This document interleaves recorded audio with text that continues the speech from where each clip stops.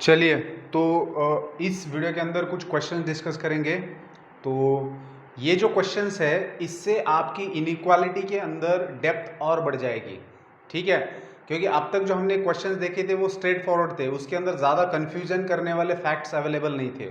लेकिन अब जिस तरीके के क्वेश्चंस हम लोग देखने वाले हैं, तो इसके अंदर जब हम सॉल्यूशन फाइंड आउट करते हैं तो ऑप्शंस के अंदर कई सारे कन्फ्यूजन्स हो सकते हैं आपको।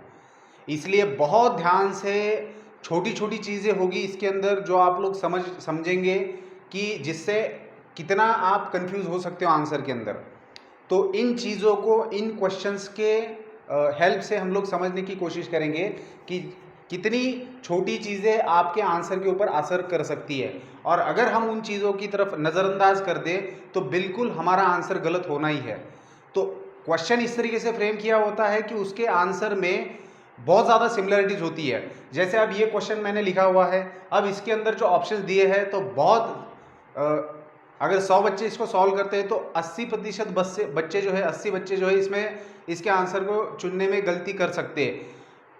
क्यों गलती कर सकते हैं? वो आंसर सही निकालते हैं लेकिन वो छोटी चीज़ होती है जिसकी तरफ उनका ध्यान नहीं जाता और उसके वजह से उनका आंसर गलत हो जाता है। आंसर सही निकालते हैं इसका क्या मतलब?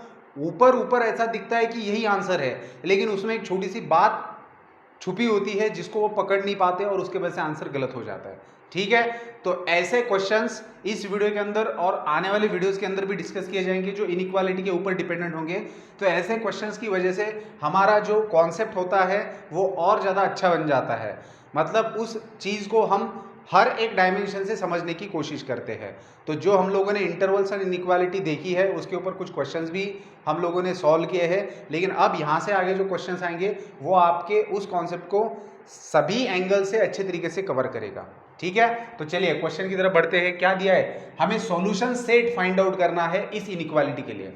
जो इनइक्वालिटी दी है, अब सॉल्यूशन सेट का मतलब क्या होता है बेटा कि ये जो इनइक्वालिटी आपके सामने दिख रही है तो x की ऐसी वैल्यू आपको निकालनी है, x की ऐसी वैल्यू आपको चुननी है। कहाँ से? रियल नंबर के सेट से। आपका इस इनइक्वालिटी का सॉल्यूशन मतलब x का ऐसा वैल्यू जो इस इनइक्वालिटी को सेटिस्फाई करेगा।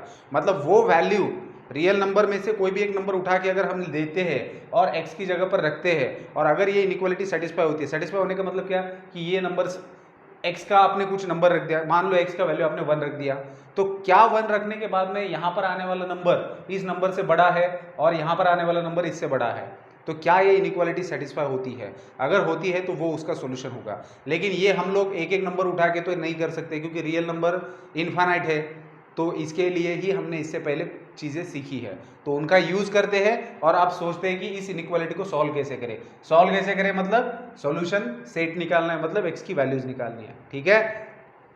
तो अगर आप इनइक्वालिटी तरफ ध्यान से देखेंगे बेटा, तो इस इनइक्वालिटी को हम लोग for the sake of convenience हम लोग इसको 2 हिस्सों में बांटेंगे। अदरवाइज हम लोग सॉल्यूशन कैसे फाइंड आउट करेंगे? क्योंकि यहाँ पर तीनों साइड्स में आपको x दिखाई दे रहा है, तो पहले हम इस हिस्से को डील करते हैं, फिर हम लोग इस हिस्से को डील करते हैं और फिर सबको मिलाकर हमें एक कॉमन सॉल्यूशन फाइंड आउट करना है जो इनइक्वालिटी को सेटिस्फाई करेगा। मैं क्या कह रहा हूँ इसका मतलब समझते हैं। देखिए सबसे पहले मैं इस हिस्से को लेता हूँ, जैसे कि x² + 2 इज लेस देन और इक्वल टू 3x, ठीक है। ये जो इनइक्वालिटी है इस इनइक्वालिटी को हम लोग स्प्लिट कर रहे हैं क्योंकि हम इस जिस फॉर्म में दिए हैं उसको लेकर हम लोग सॉल्व नहीं कर सकते। तो पहले हमने ये वाला हिस्सा लिया, फिर हम लोग इस वाले हिस्से को लेंगे, ठीक है। And 3x is less than और इक्वल टू 2x² - 5, ठीक है। अब हम लोग इसको सॉल्व करते हैं। तो कैसे सॉल्व करना है? 3x को लेफ्ट हैंड साइड में ले आते हैं, सो x², ये इधर पॉजिटिव इधर आने के बाद नेगेटिव बनेगा, +2 इज लेस देन और इक्वल टू 0। तो एक साइड आपका 0 बनाना है आपको कंपलसरी, जो बन चुका है। अब इसको फैक्टराइज करते हैं, तो क्या इसके फैक्टर्स बन सकते हैं देखेंगे। तो ऐसे 2 नंबर ढूंढने जिनका मल्टीप्लिकेशन 2 आता है एंड एडिशन -3, तो वो 2 नंबर कौन से हैं? -2 एंड -1। सो -3x को स्प्लिट करेंगे -2x एंड -x में, ठीक है। अब इन 2 टर्म्स में से आपको x कॉमन निकलेगा और ब्रैकेट के अंदर बचेगा x -2। इन 2 टर्म्स में आपके -1 कॉमन निकलेगा और x -2 बचेगा which is less than equal to 0। अब ये एक टर्म है, ये दूसरा टर्म है, इन दोनों में से x -2 बाहर निकल रहा है और x -1 अंदर बच रहा है, so this is less than equal 0। यहाँ तक आ गए हम। अब हम लोग क्या करेंगे? मेथड ऑफ इंटरवल्स यूज करेंगे, ठीक है। तो उसके लिए हम लोग क्या करते हैं? इस फैक्टर को 0 से इक्वेट करते हैं, तो x का वैल्यू क्या मिल रहा है आपको? 2 मिल रहा है। फिर इस फैक्टर को 0 से इक्वेट करने के बाद x का वैल्यू मिल रहा है 1, मतलब x के दो वैल्यूज है 2 एंड 1। तो इन दो नंबर्स को इंक्रीजिंग ऑर्डर में फ्रॉम लेफ्ट साइड हम लोग इसके ऊपर प्लॉट करते हैं। तो सबसे पहले छोटा नंबर आएगा दैट इज 1, फिर आएगा 2। तो इन दो नंबर्स की वजह से आपका रियल लाइन जो है, रियल नंबर, इसको हम लोग रियल लाइन बोलते हैं, मतलब लाइन के ऊपर आपने रियल नंबर्स को प्लॉट किया है। तो ये रियल लाइन आपका 3 हिस्सों में बढ़ चुका है। तो साइन कन्वेंशन कैसा होता है, साइन कैसे देते हैं हम, सबसे राइट मोस्ट प्लस होता है, फिर इस इंटरवल में इस इंटरवल से इस इंटरवल में जा रहे हैं, तो जाते समय बीच में मुलाकात हो रही है 2 से, तो 2 वाला फैक्टर ये है, इसका पावर क्या है, ऑड है, तो जो भी यहाँ पर साइन है उसका अपोजिट साइन यहाँ आएगा। फिर इस इंटरवल से इस इंटरवल में जा रहे हैं, जाते समय मुलाकात हो रही है 1 से, 1 किस फैक्टर से आ रहा है, इस फैक्टर से, इस फैक्टर का पावर क्या है, ऑड है, अगर ऑड है तो यहाँ पर जो भी साइन है उसका अपोजिट साइन यहाँ आएगा। और क्योंकि ये लीनियर फैक्टर से तो आप सीधा सीधा राइट मोस्ट इंटरवल से पॉजिटिव नेगेटिव पॉजिटिव ऐसा अल्टरनेट साइन दे के भी चल सकते हो, ये चीज़ भी मैंने बताई है। अब इनइक्वालिटी में साइन ये देखते हैं कि लेस देन और इक्वल टू वाली है, तो जब भी इनइक्वालिटी आपकी लेस देन और इक्वल टू वाली होती है तो हम लोग क्या करते हैं, मतलब क्या होता है कि x का ऐसा वैल्यू ढूंढना है कि जिससे यहाँ पर आने वाला जो नंबर है वो लेस देन और इक्वल टू 0 हो, मतलब या तो नेगेटिव हो या फिर 0 हो। अब वो नंबर कहाँ से आ रहा है बेटा, वो तो नेगेटिव साइन जहाँ पर भी इंटरवल में है उस इंटरवल से आपका x का वैल्यू आएगा। सो देयरफॉर आपका x कौन से इंटरवल से बिलोंग करेगा, x will belong to closed interval 1,2। Closed क्यों लिया मैंने, क्योंकि लेस देन और इक्वल टू है, अगर स्ट्रिक्टली लेस देन होता तो मैं ओपन इंटरवल लेता, ठीक है। इन दो इंटरवल्स को क्यों छोड़ दिया, आपका x का वैल्यू इसमें से और इसमें से क्यों नहीं आ सकता, क्योंकि इन दोनों में से किसी भी इंटरवल में से आपका x का वैल्यू अगर आ गया तो वो लेस देन 0 नहीं आएगा, ग्रेटर देन और इक्वल टू 0 आएगा, ठीक है, ग्रेटर देन 0 आएगा। तो ये हो गया आधी इनइक्वालिटी का सोल्यूशन। अब इस इनइक्वालिटी की तरफ बढ़ते हैं, ठीक है। तो इसमें क्या करेंगे, इसको उधर ले जाएंगे तो आपके पास बचेगा 2x², ये उधर जाके माइनस बन जाएगा -3x -5। इसको थोड़ा ढंग से लिखता हूँ, मतलब पहले इसको लिखता हूँ मैं, दैट इज 2x² -3x -5, ये ग्रेटर दैन और इक्वल टू है अगर आप ध्यान से देखेंगे, ठीक है। बस मैंने लिखने का तरीका बदला है, पहले आपका ये राइट हैंड साइड में था, इसको लेफ्ट में लिखा तो उस हिसाब से ऐसे आएगा। अब इसको फैक्टराइज करते हैं, कैसे करेंगे, 2 × -5 कितना आता है बेटा, -10।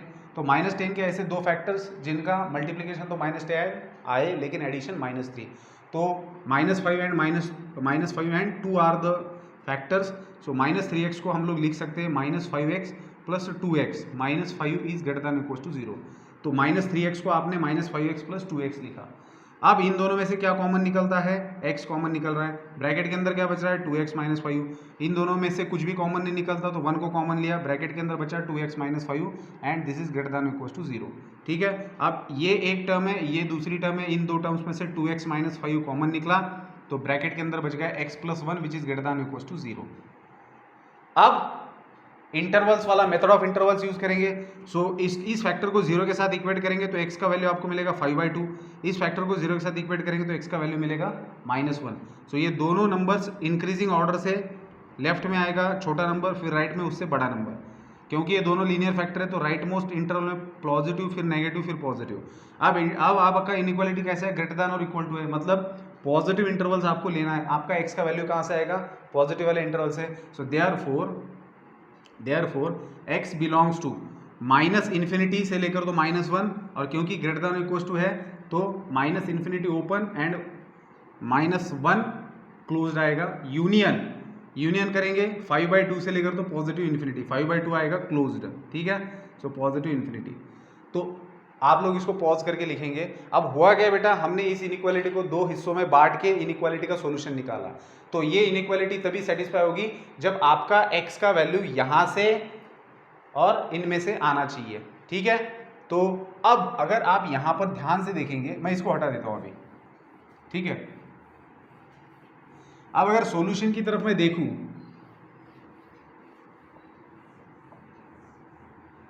तो जब भी इनइक्वालिटी को हम लोग सॉल्व करते हैं और इस तरीके का सॉल्यूशन लेते हैं तो होता क्या है बेटा, क्योंकि हमने अलग अलग हिस्सों में बांटा था, हमारे पास ये इनइक्वालिटी थी जिसके लिए सॉल्यूशन है मेरे पास x बिलोंग्स टू 1,2, और ये जो मैंने दूसरा पार्ट लिया था उसके लिए मेरे पास सॉल्यूशन था x belongs to -∞ -1 closed union 5/2 positive. इसको हटा देता हूँ। अब इसको थोड़ा नंबर लाइन के ऊपर मैं प्लॉट करता हूँ ताकि आपको चीज़ें समझ में आ जाए। क्या है आपके पास कौन कौन से नंबर है, आपके पास -∞ है, -1 है, तो मैं -1 यहाँ लिख देता हूँ। फिर उसके बाद में आपके पास है +1, फिर उसके बाद है 2 और फिर 5/2 है। इधर पॉजिटिव इन्फिनिटी है, इधर नेगेटिव इन्फिनिटी है।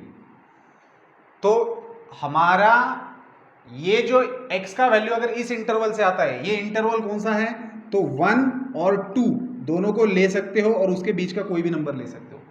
तो अगर आप x का वैल्यू इसमें से लेते हो तो सिर्फ आधी वाली इनइक्वालिटी सेटिस्फाई होगी, मतलब ये वाला पार्ट ही सेटिस्फाई होगा। ये वाला पार्ट सेटिस्फाई होगा क्या, नहीं। मतलब समझ रहे हो क्या कह रहा हूं, मतलब अगर आप 1 और 2 के बीच का नंबर कोई भी नंबर ले लो, जैसे हमने ले लिया 1 और 2 के बीच का 1.5 क्या होता है, 3/2 होता है।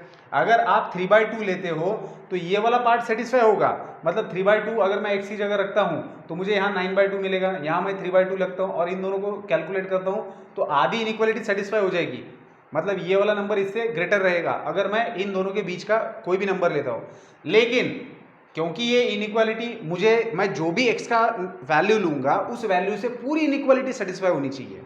बात को समझना, यही सबसे इंपॉर्टेंट फैक्ट है जो अब तक इसके पहले के लेक्चर्स में हमने ऐसा क्वेश्चन डील नहीं किया है। हो क्या रहा है बेटा, यहाँ पर हमने जो ये सॉल्यूशन निकाला है ये सिर्फ इस वाले इनइक्वालिटी के लिए है और ये वाला सॉल्यूशन जो है इस वाले इनइक्वालिटी के लिए। इसलिए आपको ये चेक करना बहुत जरूरी है कि अगर आपका x का वैल्यू इसमें से आ रहा है तो क्या वो इसको सेटिस्फाई कर रहा है, तो बिल्कुल भी नहीं करेगा। अच्छा, अब इसकी बात करते हैं। ये इनइक्वालिटी, ये जो x का वैल्यू है इन इंटरवल में से आ रहा है, तो इस सेट्स को हम लोग देखते हैं। तो ये कहाँ से है, ये यहाँ से यहाँ तक है, ये भी क्लोज्ड है, ठीक है। और दूसरी चीज 5/2 क्लोज्ड है और यहाँ से आगे है। मतलब आप अगर इस इंटरवल में से कोई भी नंबर लेते हो या फिर इस इंटरवल में से कोई भी नंबर लेते हो तो इधर वाला साइड सेटिस्फाई करेगा लेकिन ये मिस कर जाएगा, मतलब इस वाले को सेटिस्फाई नहीं करेगा। अगर आप इस इंटरवल में से कोई भी नंबर लेते हो और या फिर इस इंटरवल में से नंबर लेते हो कोई भी x के लिए, x का वैल्यू चुनते हो, तो वो इस आधे पार्ट को सेटिस्फाई करेगा, इसको नहीं करेगा। मतलब दिक्कत क्या है कि ऐसा एक भी आपके पास x का वैल्यू नहीं है जो पूरी इनइक्वालिटी को सेटिस्फाई करेगा, क्योंकि ये सारे के सारे डिसजॉइंट सेट है। डिसजॉइंट सेट का मतलब क्या, इनमें कोई भी कॉमन फैक्टर नहीं है जो तीनों मतलब पूरी इनइक्वालिटी को सेटिस्फाई करेगा। ये यहाँ पर समझना है। क्या समझना है कि x का वैल्यू अगर आप किसी भी एक, आप x का वैल्यू ले कहाँ से सकते हो, या तो इसमें से या फिर इसमें से या फिर इसमें से, लेकिन इसमें से लेते हो तो ये वाला पार्ट सेटिस्फाई होता है, ये वाला नहीं हो जाएगा। इसमें से लेते हो तो राइट वाली इनइक्वालिटी सेटिस्फाई करेगा, इसको मिस कर जाएगा। इसमें से लेते हो तो फिर से ये वाला पार्ट सेटिस्फाई करेगा, इसको मिस कर जाएगा।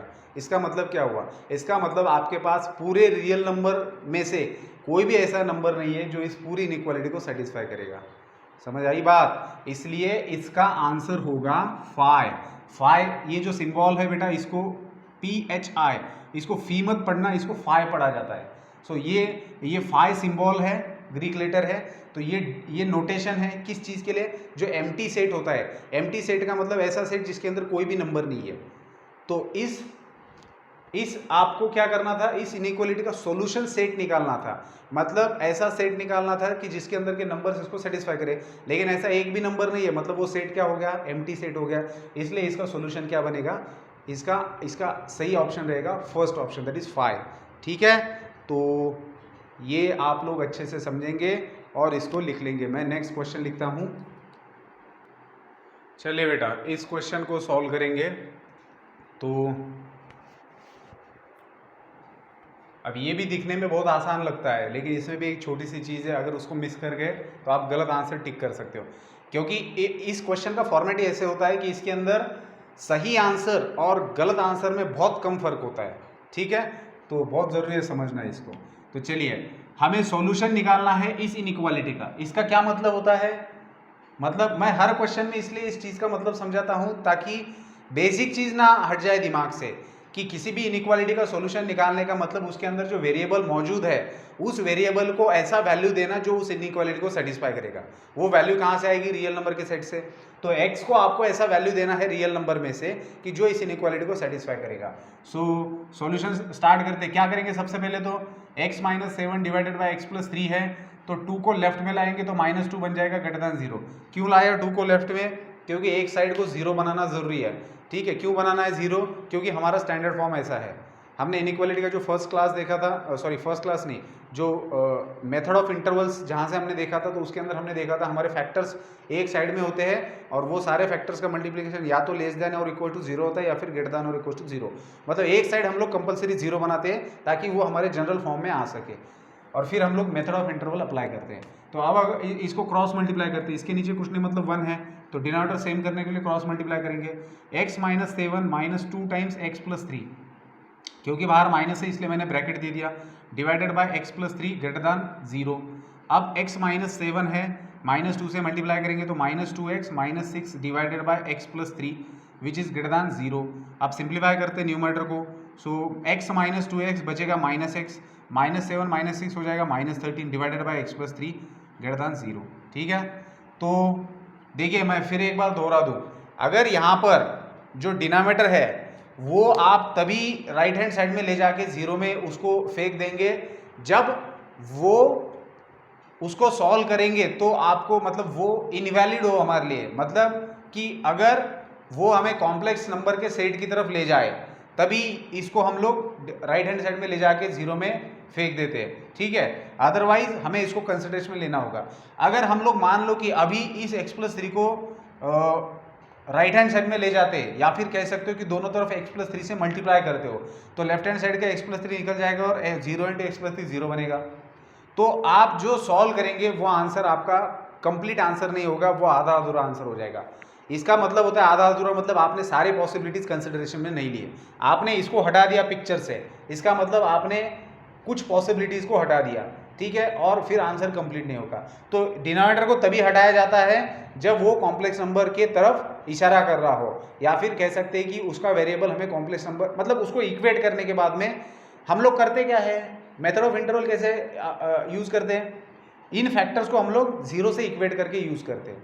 ठीक है, तो अगर मैं जीरो को दोनों को इक्वेट कर रहा हूं, तो कई बार कुछ पिछले एग्जांपल्स में मैंने आपको बताया है कि कुछ ऐसे फैक्टर्स होते हैं कि जिनको जीरो के साथ में इक्वेट करने के बाद आपको x का वैल्यू कॉम्प्लेक्स नंबर मिलता है। तो अगर ऐसा वैल्यू मिल रहा है तो फिर उसको हम लोग लेंगे नहीं, उसका कोई मतलब नहीं, क्योंकि हमारा जो सॉल्यूशन होता है, जो x का वैल्यू होता है वो हमारा रियल नंबर में से आ रहा है। तो अगर हमारा सॉल्यूशन कॉम्प्लेक्स नंबर में जा रहा है तो उसका कोई मतलब ही नहीं हमें, तो उसको उस पार्ट को हटा देंगे क्योंकि वो सॉल्यूशन का हिस्सा ही नहीं है फिर। ठीक है, तो अब अगर यहाँ पर देखेंगे तो सबसे पहले तो मुझे क्या करना है, x का नेगेटिव साइन हटाना है, तो मैं इसमें से नेगेटिव कॉमन ले लेता हूँ। तो अगर मैं नेगेटिव साइन कॉमन लेता हूँ तो ब्रैकेट के अंदर ये बचेगा x प्लस 13 और डिनोमिनेटर में आपके पास है x plus 3 and this is greater then 0 है, स्ट्रिक्टली ग्रेटर दैन 0 है।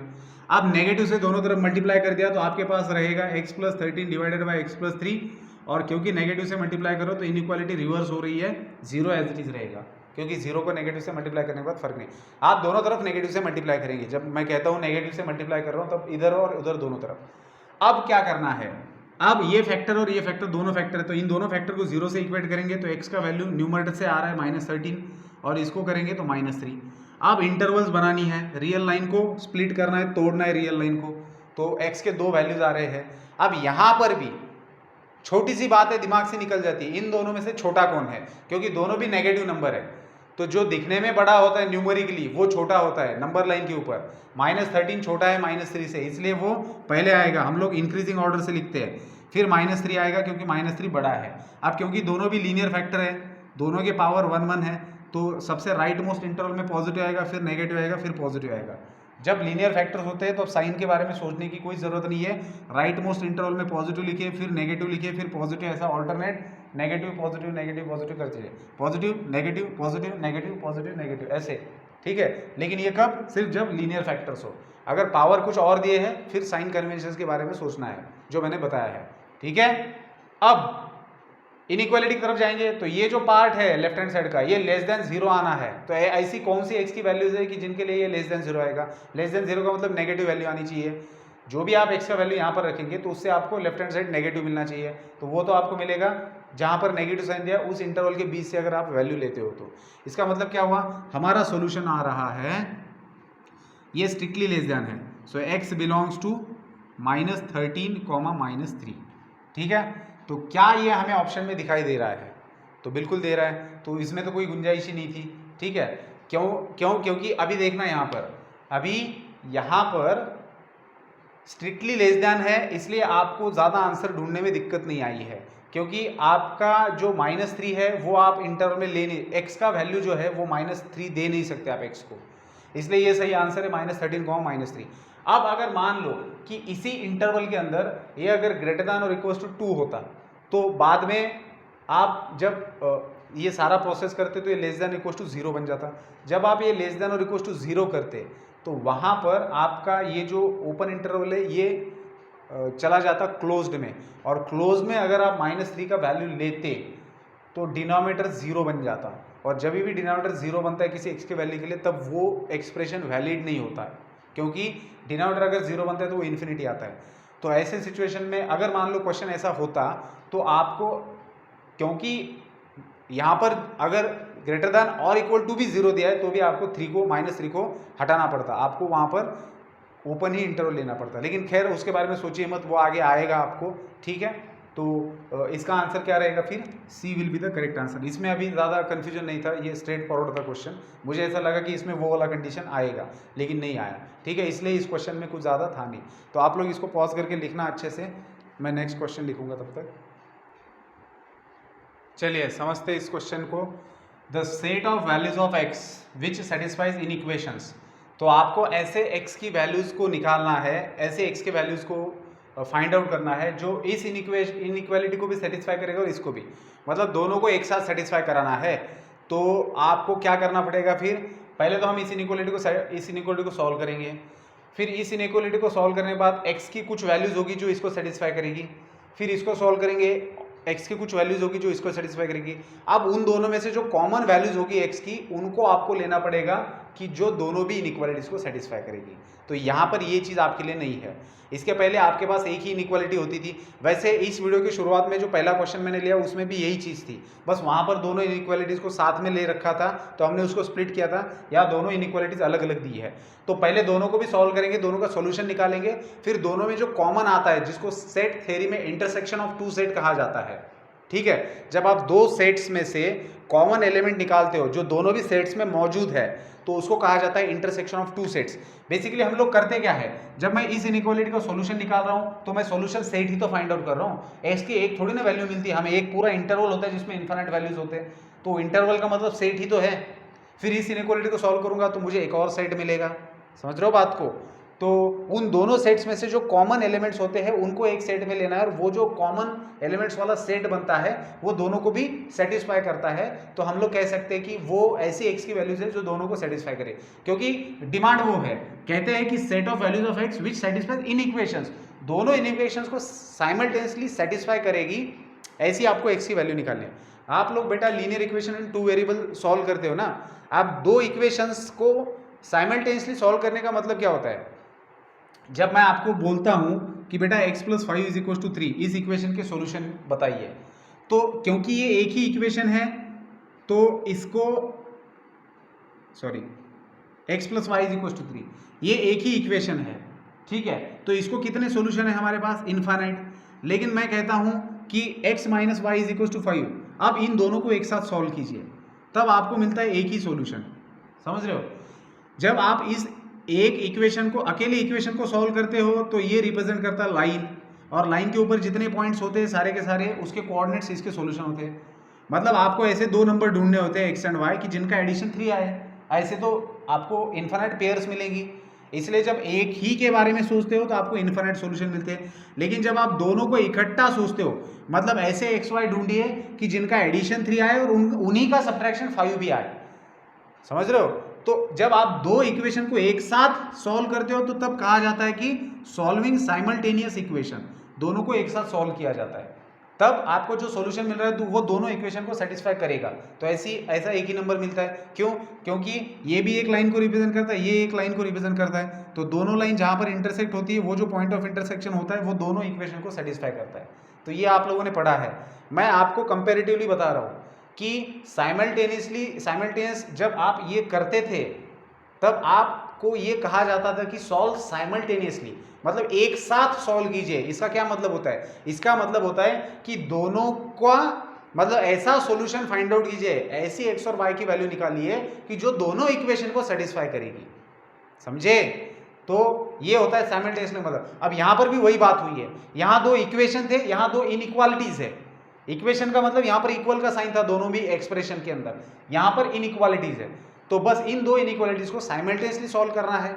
जब ये लोग कहते हैं कि ऐसी एक्स की वैल्यू निकालिए जो दोनों को सेटिस्फाई करेगी, तब आपको सोचना है कि इन दोनों को साइमल्टेनियसली, अब इनको साइमल्टेनियसली सॉल्व किया जा सकता है। इनको क्या करेंगे, इनको सेपरेटली सॉल्व करेंगे और फिर दोनों में जो कॉमन एक्स की वैल्यूज है वो रहेंगे सॉल्यूशन। ठीक है, तो चलिए आगे बढ़ते हैं। अब हम लोग सॉल्व करेंगे। तो पहले तो इस इनइक्वालिटी को देखेंगे, बिल्कुल सिंपल इनइक्वालिटी है, 5x + 2 लेस देन 3x + 8। क्या होता है तरीका इनइक्वालिटी को सॉल्व करने का? सबसे पहले तो सभी को एक साइड में लिया जाता है। ठीक है, मतलब या तो लेफ्ट में ले जाइए या फिर राइट में। तो लेफ्ट में ले आते हैं, एक साइड को पूरा जीरो बनाना होता है। सो 5x + 2, फिर ये बन जाएगा -3x एंड -8 लेस देन 0। तो क्या होगा बेटा, 5x - 3x बनेगा 2x और यहाँ बचेगा -6 इज लेस देन 0। अब क्योंकि यहाँ पर एक ही फैक्टर है तो हम लोग इसको डायरेक्टली सॉल्व कर सकते हैं। कैसे? 6 उधर जाएगा तो 2x इज लेस देन 6 बनेगा and x is less then 6/2 that is x is less then 3 बन जाएगा। मतलब 3 से कोई भी छोटा नंबर आप ले लो तो वो इस इनइक्वालिटी को सेटिस्फाई करेगा। समझ आई बात? इसको अगर नंबर लाइन पर दिखाना है तो आपका यहाँ पर 3 है मान लीजिए, तो 3 से छोटा कोई भी, 3 को नहीं ले सकते हाँ, क्योंकि स्ट्रिक्टली लेस देन है। तो 3 से छोटा कोई भी नंबर ले लो तो वो वैल्यू आपके इस इनइक्वालिटी को सेटिस्फाई करेगी। अब बात करते हैं दूसरी इनइक्वालिटी की। हमारे पास है x + 2 divided by x - 1 which is less then 4। तो 4 को लेफ्ट में ले आते हैं। सो x + 2 divided by x - 1 -4 which is less then 0। Cross multiply करेंगे तो x + 2 -4x + 4 divided by x - 1 less than 0। अब मैं फिर से आपको ये बात याद दिला दूँ कि बेटा x - 1 को उधर ले जाके 0 में फेंकना नहीं है। ठीक है, क्योंकि अगर आप इसको इक्वेट करेंगे 0 से तो आपको x का वैल्यू 1 मिल रहा है जो कि रियल नंबर है। हाँ, इक्वेट करने के बाद अगर कॉम्प्लेक्स नंबर मिलता है तो फिर हम लोग इसको नहीं लेंगे। ठीक है, अब ऊपर वाले को सिंप्लीफाई करते हैं तो x - 4x - 3x 2 + 4 6 मिल रहा है divided by x - 1 which is less then 0। अब ये हमें पसंद नहीं है क्योंकि हमारे जनरल फॉर्मेट में ये पॉजिटिव होता है, तो इसमें से न्यूमरेटर में से नेगेटिव साइन कॉमन निकालेंगे तो ये बन जाएगा पॉजिटिव, ये बन जाएगा नेगेटिव, डिनोमिनेटर में आएगा x - 1 which is less then 0। Inequality का रूल क्या कहता है? अगर आप इनइक्वालिटी को माइनस से मल्टीप्लाई करते हो तो इनइक्वालिटी रिवर्स हो जाती है। माइनस से मल्टीप्लाई करने का मतलब -1 से मल्टीप्लाई करना। तो आप दोनों तरफ माइनस से मल्टीप्लाई करेंगे तो ये माइनस माइनस प्लस हो जाएगा लेफ्ट हैंड साइड का। तो क्या होगा, 3x - 6 बचेगा पॉजिटिव और डिवाइडेड बाय x - 1। लेकिन क्योंकि आप माइनस से मल्टीप्लाई कर रहे हो तो ये उल्टा हो जाएगा, दैट इज ग्रेटर देन 0। अब आप इसको इंटरवल्स वाला मेथड अप्लाई कर सकते हो। 3x - 6 को 0 के साथ इक्वेट करेंगे तो x का वैल्यू मिलेगा 2 और x - 1 को 0 के साथ इक्वेट करेंगे तो x का वैल्यू मिलेगा 1। अब इन दोनों में से छोटा कौन है? 1 और बड़ा कौन है? 2। दोनों लीनियर फैक्टर है तो प्लस माइनस प्लस। अब क्या है, स्ट्रिक्टली ग्रेटर देन 0 मतलब पॉजिटिव में से आपको वैल्यू लेना पड़ेगा। ठीक है, 2 नहीं आएगा, 1 नहीं आएगा, तो x belongs to -∞ to 1 union 2 to +∞। ये बात क्लियर है? ठीक है, तो इस इनइक्वालिटी के लिए सॉल्यूशन ये है। अब आप इसको पॉज करके लिख लेंगे बेटा। मैं सिर्फ सॉल्यूशन को रखता हूँ और फिर हम लोग इन दोनों में से कॉमन x की वैल्यूज लेते हैं। ठीक है, पॉज करके लिखेंगे इसको। अब देखना यहाँ पर हो क्या रहा है। हमारे पास पहले इनइक्वालिटी के लिए सॉल्यूशन ये था। अब मैं इसको पूरे नंबर लाइन के ऊपर प्लॉट करता हूँ। सबसे छोटा वाला नंबर कौन सा है? 1 है, फिर उसके बाद है 2 और फिर उसके बाद है 3। तो इस इनइक्वालिटी को कौन से नंबर सेटिस्फाई करेंगे? जो पूरे 3 से छोटे हैं। यहाँ पर दिया है ना, 3 को नहीं ले सकते लेकिन 3 से छोटे पूरे। फिर इस इनइक्वालिटी को कौन ये कर रहा है, सेटिस्फाई कर रहा है? तो -∞ से लेकर तो 1 तक के नंबर्स, मतलब ये जिसको मैंने डार्क किया है, तो ये पूरे के पूरे सेटिस्फाई कर रहे हैं। और फिर 2 से लेकर तो इन्फिनिटी तक, 2 से लेकर तो पॉजिटिव इन्फिनिटी तक, मतलब इसको नहीं लेना है लेकिन इससे बड़ा सारे के सारे लेने हैं। ठीक है, सबके सब ले सकते हो। अब आपको देखना है कि दोनों में का कॉमन पार्ट कौन सा है। तो आप डार्क वाला पोर्शन देखिए कौन सा है। ये डार्क वाला है, ये डार्क वाला है, ठीक है, और ये भी डार्क वाला है। तो इनमें से कॉमन कौन आ रहा है? कोई कुछ दिख रहा है आपको कॉमन? यहाँ पर कॉमन कौन सा वाला पार्ट दिख रहा है? आप 3 से छोटा ले सकते हो इस इनइक्वालिटी के लिए, मतलब इस इनइक्वालिटी के लिए इधर का पूरा पार्ट है फिर उस इनइक्वालिटी को सेटिस्फाई करने के लिए आप इसमें से भी ले सकते हो, इसमें से भी ले सकते हो। मतलब कॉमन क्या आया, आप ये भी ले सकते हो, ये भी ले सकते हो, और ये दोनों इसकी इस इनइक्वालिटी को भी सेटिस्फाई करेंगे। मतलब 3 से छोटा ये वाला ले सकते हो, ये वाला ले सकते हो, बस ये बीच वाला अगर लेते हो तो इस वाली इनइक्वालिटी को सेटिस्फाई करेगा, लेकिन इसको नहीं करेगा। इसलिए आपको दोनों को जो सेटिस्फाई करेगा उसको लेना है, तो आप इसको हटाना है। तो इसका मतलब ये होगा कि आप वैल्यूज ले सकते हो, कौन सी, तो 3 से छोटी लेकिन 1 और 2 के बीच के नहीं है। तो ऑप्शन सही ऑप्शन कौन सा है, आप -∞ से 1 तक के ले सकते हो, ठीक है, -∞ से लेकर तो 1 तक ले सकते हो, फिर 2 से लेकर तो 3 तक ले सकते हो। तो डी वाला ऑप्शन जो है वो सही दिख रहा है, ठीक है। So D will be the correct option. बात समझ लो आप बिल्कुल एकदम सीधे तरीके से, कि ऐसा सॉल्यूशन ढूंढना है जो दोनों इनइक्वालिटी को सेटिस्फाई करेगा। देखना इस इनइक्वालिटी को 3 से छोटे सारे नंबर सेटिस्फाई कर रहे हैं, इसका मतलब ये नहीं कि आप पूरा का पूरा माइनस, देखो यहाँ पर एक ऑप्शन दिया है -∞ to 3 वाला, तो इसमें वो आता है। पहले इनइक्वालिटी का सॉल्यूशन है ये -∞ to 3, लेकिन सारे के सारे नंबर दूसरे को सेटिस्फाई नहीं कर रहे, और हमें ऐसी एक्स की वैल्यू चाहिए जो दोनों को सेटिस्फाई करेगी, समझ रहे हो। तो इसलिए ये जानबूझ के दिया हुआ है ताकि कोई बच्चा जल्दबाजी में इसको टिक कर दे, लेकिन उसको सोचना है। फिर 2 से 3 वाला भी दिया है, 2 से 3 वाला इसका आधा सॉल्यूशन है, फिर -∞ से 1 तक का भी इसका आधा सॉल्यूशन है, लेकिन हमें यहाँ देखना है कि ये बीच वाला पार्ट छोड़ के 3 से छोटा जो भी है वो पूरा का पूरा सॉल्यूशन है, दोनों को सेटिस्फाई कर रहा है, इसलिए D will be the correct answer. तो मज़ा आ रहा है ना इन क्वेश्चंस में। चलिए लिखिए इसको, मैं अगला क्वेश्चन फिर डिस्कस करूँगा। चलिए एक और अच्छा क्वेश्चन क्या है इसके अंदर बेटा, आप क्वेश्चन को समझिए। यहाँ पर थोड़ा सा हमें सॉल्यूशन नहीं निकालना है, क्या करना है, ये इनइक्वालिटी दे रखी है और पूछते हैं कि देन, अगर ये इनइक्वालिटी ऐसी है then x does not belong to. अब इस इनइक्वालिटी का हिस्सा है x वेरिएबल है इस इनइक्वालिटी का। अब अगर मैं इसको सॉल्व करता हूं तो उसका क्या मतलब होता है कि x की ऐसी वैल्यूज निकालना जो इसको सेटिस्फाई करे, मतलब x कौन से सेट में से आ रहा है। लेकिन यहां पर वो क्या कह रहे हैं, x does not belongs to का ये कोई डिजाइन नहीं है, ये सिंबल होता है बिलोंग्स टू का। ये जो सिंबल होता है ना ई जैसा दिखता है, ई जैसा दिखता है, ये बिलोंग्स टू का मतलब क्या, x बिलोंग्स टू। अगर मैं लिखता हूँ x belongs to a, b, इसका मतलब x जो है वो इस इंटरवल में से वैल्यू ले रहा है, a और b को छोड़ के उनके बीच की। लेकिन x does not belongs to का क्या मतलब होता है कि x इस इंटरवल में से कोई भी वैल्यू नहीं लेगा। तो आपको क्या करना है कि x की ऐसी वैल्यूज को फाइंड आउट करना है जो इस इनइक्वालिटी को सेटिस्फाई नहीं करेगी। समझ रहे हो बात को। x does not belongs to का क्या मतलब है कि x की ऐसी वैल्यू निकालिए जो, मतलब ऐसा सेट ऑफ वैल्यूज कि वो अगर x की जगह रखा जाए तो इस इनइक्वालिटी को सेटिस्फाई नहीं करेगी। मतलब यहां पर सॉल्यूशन नहीं पूछ रहे कि x की कौन सी वैल्यूज इसको सेटिस्फाई करे, ये नहीं पूछा जा रहा। क्या पूछा जा रहा है कि x की कौन सी ऐसी वैल्यूज है जो इस इनइक्वालिटी को सेटिस्फाई नहीं कर रही है, समझे। तो चलिए, तो सॉल्यूशन तो फाइंड आउट करना पड़ेगा। जब सॉल्यूशन पता चलेगा कि अच्छा ये सॉल्यूशन है, तो उसको छोड़ के जो भी x की वैल्यूज है वो इसको सेटिस्फाई नहीं करेगी।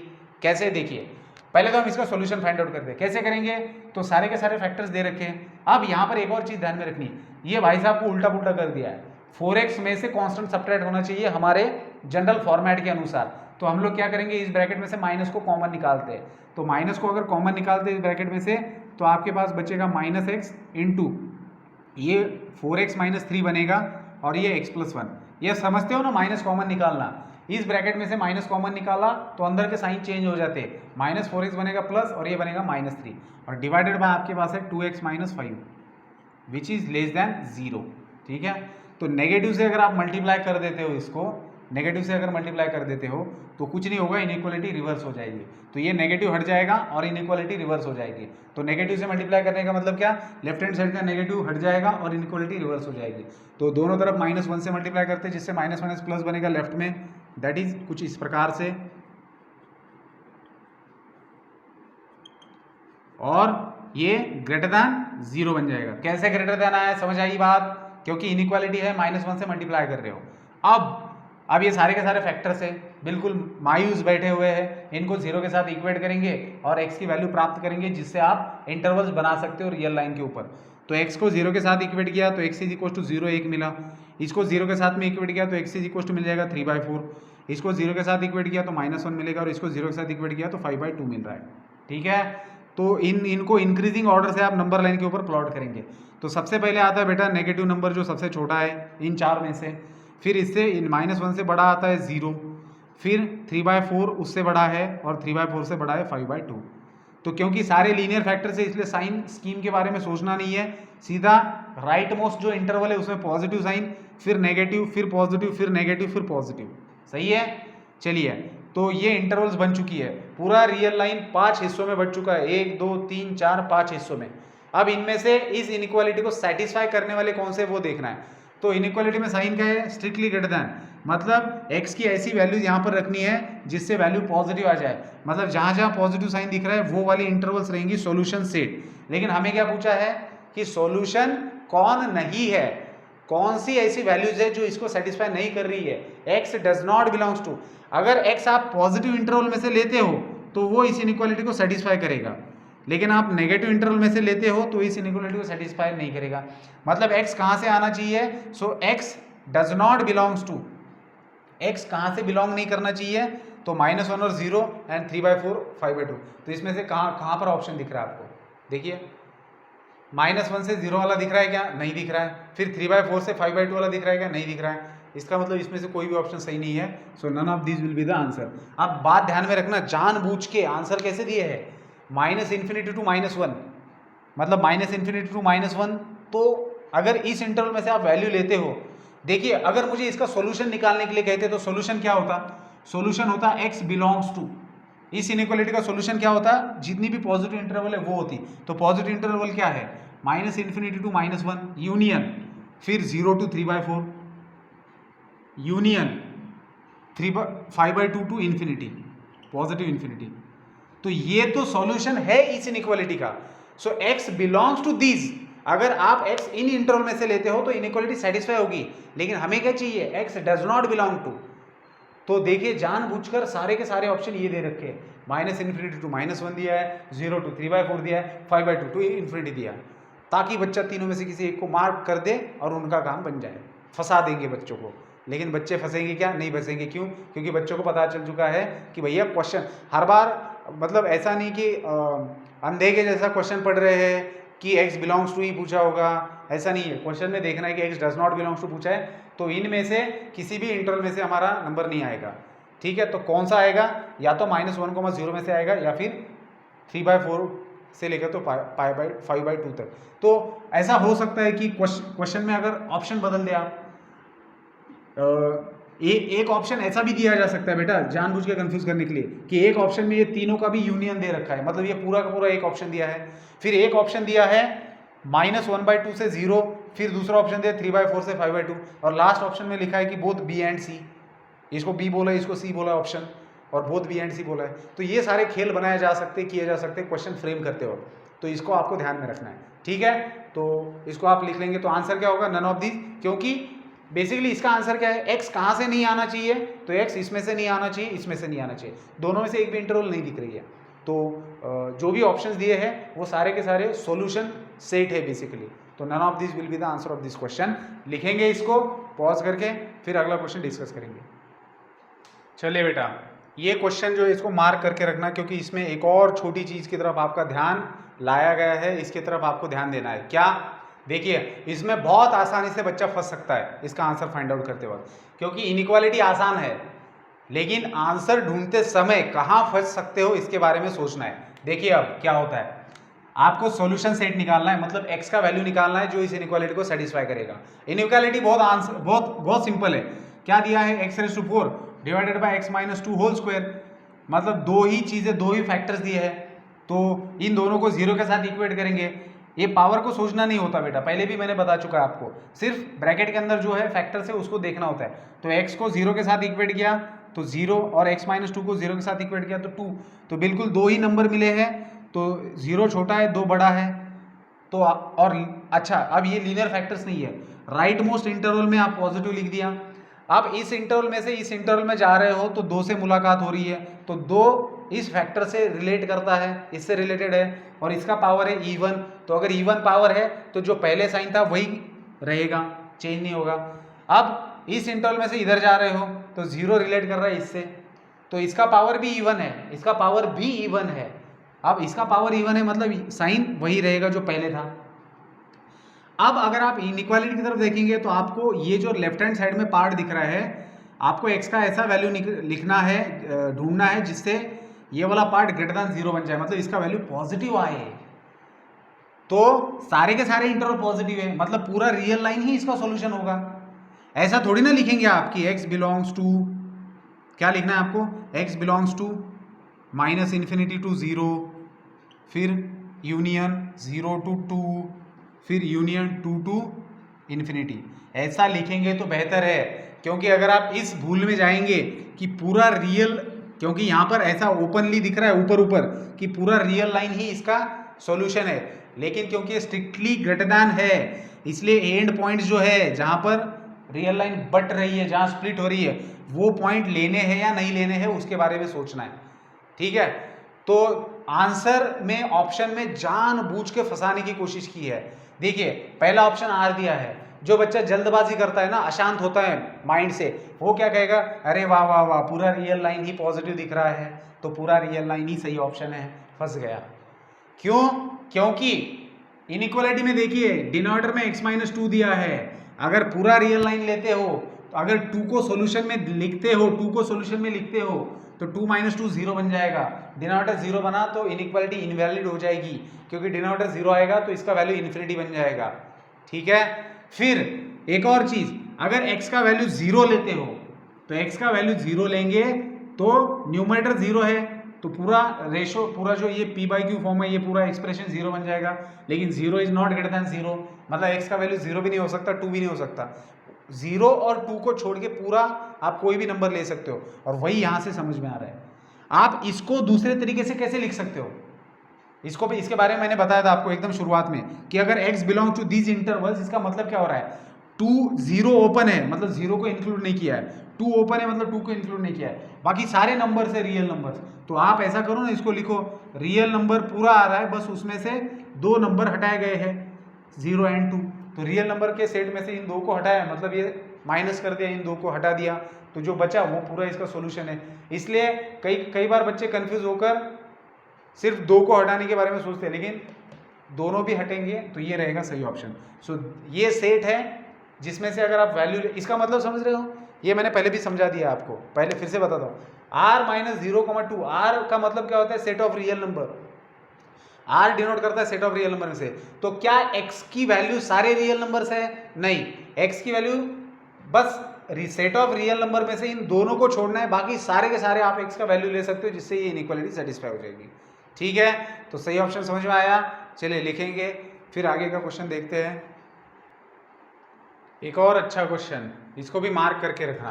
ठीक है, देखते हैं इसके अंदर क्या करना है।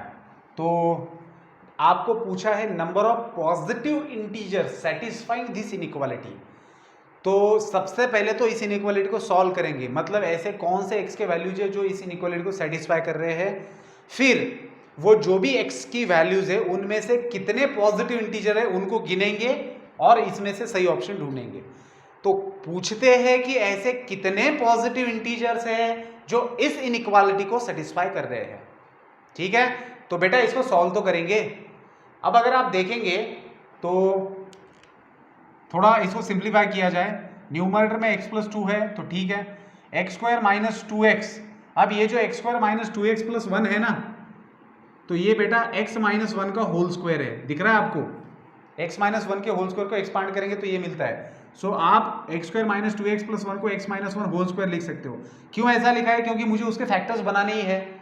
आप x - 1 × x - 1 लिखना है, उससे अच्छा x - 1 होल स्क्वायर लिखेंगे, और ऐसे ही लिखना होता है। अब जो डिनोमिनेटर है उसमें से सबसे पहले तो नेगेटिव को कॉमन ले लेते हैं, तो x² हो जाएगा पॉजिटिव, अंदर के सारे सभी का साइन चेंज हो जाता है, x² पॉजिटिव बनेगा, 3x नेगेटिव बनेगा और 4 पॉजिटिव बन जाएगा। This is greater than equal to 0। आप दोनों तरफ नेगेटिव को मल्टीप्लाई करेंगे नेगेटिव से, तो ये नेगेटिव पॉजिटिव बन जाएगा और इनइक्वालिटी रिवर्स हो जाएगी। सो नेगेटिव से मल्टीप्लाई करने के बाद x+2 x - 1 होल स्क्वायर और डिवाइडेड बाय आपके पास है x² - 3x + 4। ठीक है, और this will be less than और इक्वल टू 0। ये लेस देन इक्वल टू 0 बन जाएगा अगर नेगेटिव से मल्टीप्लाई करेंगे, मतलब इनइक्वालिटी रिवर्स हो जाएगी। ठीक है, अब बेटा x square minus 3x plus 4 जो है तो इसके फैक्टर्स बनाते हैं। So x square minus 3x plus 4 इसके फैक्टर्स क्या आएंगे, तो 4 को ऐसे दो नंबर ढूंढने हैं कि जिनका मल्टीप्लिकेशन -4 आ जाए और ये, तो ऐसे मिलते ही नहीं नंबर्स, तो हो सकता है कि ये कॉम्प्लेक्स नंबर की तरफ ले जा रहा है। इसको अगर मैं 0 से इक्वेट करूं तो देखिए हम लोग इसका नेचर, रूट का नेचर ढूंढने की कोशिश करते हैं, कंपेयर करेंगे क्वाड्रेटिक इक्वेशन के साथ में, तो c है 4, तो b स्क्वायर माइनस 4ac ढूंढते हैं कितना मिल रहा है, b स्क्वायर मतलब 9 माइनस 4 इंटू a इंटू सी, तो 9 माइनस 16 ये आ रहा है -7 विच इज़ लेस देन 0। तो अगर मैं इसको इक्वेट कर रहा हूँ 0 के साथ में तो x का वैल्यू मुझे कॉम्प्लेक्स नंबर मिलना ही मिलना है, क्योंकि b स्क्वायर माइनस 4ac अगर लेस देन 0 होता है तो रूट्स इमेजिनरी होते हैं, मतलब रूट्स कॉम्प्लेक्स होते हैं। तब अब ये वाला सिचुएशन में क्या होता है, इस वाले सिचुएशन में इसको कंसिडरेशन में लेने की जरूरत नहीं है, तो इसको भेज दो राइट हैंड साइड में, जो 0 में जाके समा जाएगा, इसका किस्सा यहीं पर खत्म। तो बचा क्या, x plus 2 x minus 1 whole square which is less than equal to 0। ठीक है, अब ये तो सारे फैक्टर्स हैं, तो हर एक फैक्टर को 0 के साथ इक्वेट करेंगे तो x का वैल्यू, इसको 0 के साथ इक्वेट किया x का वैल्यू -2, इसको 0 के साथ इक्वेट किया x का वैल्यू 1। अब इनको आप नंबर लाइन के ऊपर प्लॉट करिए, जिससे आपका रियल लाइन 3 हिस्सों में बढ़ जाएगा। सबसे पहले छोटा आएगा दैट इज -2, फिर आएगा उससे बड़ा। अब राइट मोस्ट इंटरवल में पॉजिटिव, इस इंटरवल में से इसमें घुसते समय 1 से पाला पड़ रहा है, तो 1 कहाँ से आ रहा है, इससे, और इस फैक्टर का पावर क्या है, पॉजिटिव। अगर पॉजिटिव पावर है तो जो साइन पहले था वही साइन बाद में रहेगा, मतलब साइन चेंज नहीं होगा। फिर इस इंटरवल में से यहाँ घुस रहे हैं तो -2 मिल रहा है, -2 यहाँ से आया है, इसका पावर 1 है, मतलब ऑड है, तो जो भी यहाँ पर साइन है उसके ऑपोजिट साइन यहाँ आएगा। अब आपका इनइक्वालिटी अगर देखेंगे तो इसका वैल्यू आपको चाहिए नेगेटिव, लेस देन और इक्वल टू 0 चाहिए, मतलब जो नेगेटिव इंटरवल है उसमें से इसका सोल्यूशन आना है। ठीक है, तो x बिलोंग्स टू माइनस, अब ये लेस देन और इक्वल टू है तो -∞ एंड -2 क्लोज्ड आएगा, ये -2 क्लोज्ड लेना पड़ेगा क्योंकि लेस देन और इक्वल है। अब चलिए यहाँ से आगे सोचने की बात स्टार्ट हो जाती है, क्या कि आपका जो सॉल्यूशन है, ठीक है, तो क्या कहा है इन्होंने कि number of positive integer satisfying this inequality, number of positive integer satisfying this inequality. ठीक है, सही है, तो ऐसे कितने नंबर ऑफ इंटीजर्स है जो पॉजिटिव इंटीजर्स है जो इस इनइक्वालिटी को सेटिस्फाई कर रहे हैं, ये हम लोग ढूंढ रहे हैं यहाँ पर। ठीक है, तो हमारा सॉल्यूशन क्या आया है, हमारा सॉल्यूशन हमें मिला है कि इस इनइक्वालिटी को जो भी x के वैल्यूज है जो सेटिस्फाई कर रहे हैं, तो वो कितने हैं,